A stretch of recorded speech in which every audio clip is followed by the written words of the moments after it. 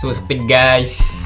So karon naipaligoy-ligoy mag-unboxing tawag indie filter para sa to ang Action 5 camera, DJI Osmo Action 5 Pro. So receive na siya guys. So brihan na to ni guys ha. Sigura kumalang, bituka kumalang, kaya lahat ng salita suka umanghang, malamang, lumalang, lumalapang malamang, lamon sa bakunawa, mga bugang, pag-iikot-ikot na trabaho sa kamunduhan, huwag mo kong simulan, mag-a-advance katapusan, aking hangin mamahalin, Shisha ball. tatamaan ng magaling magkamaling na pagdurugan, so kaya huwag mo nang subukan, baka siya guys, telesin kasulatan, makapag sa ulo lang, filter set. nang magsiga, makikigulo lang, sulit nang makisindi ulit sa sunugan. So kani siya guys, napalit na ko ni siya sa Shopee for 1,100, which is good kay upat naman ka lens. Natay CPL, ND8, ND16 ug ND32. So ano ni siya guys. Nice, okay. Stingan na to ang kuan CPL kung sa siya. Buto ni siya magtaod bro. Pag kuan siguro ni plug and play. Pag plug and play magmotor.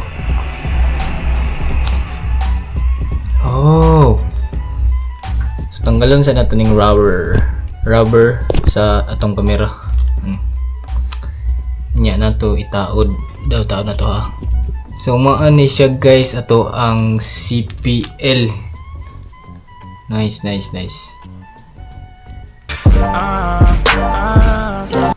Pilihan na to kuan ND8.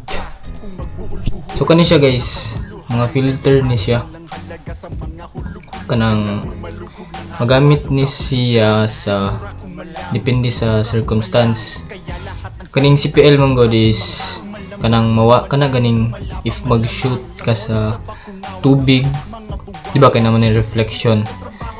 So katong reflection is ginapa-minimize niya or wala gyud siya reflection. Sige, okay. Approve. Sunod is ang ND8.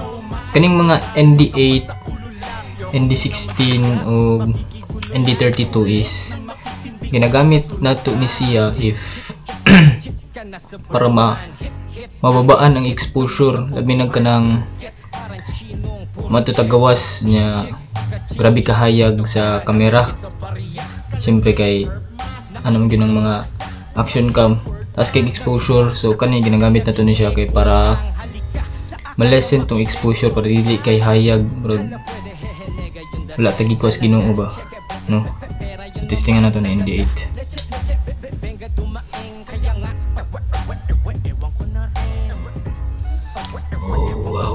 Oh, para sana oh, di ba? Oh my god. Yo. Testingan natin ni si gawas.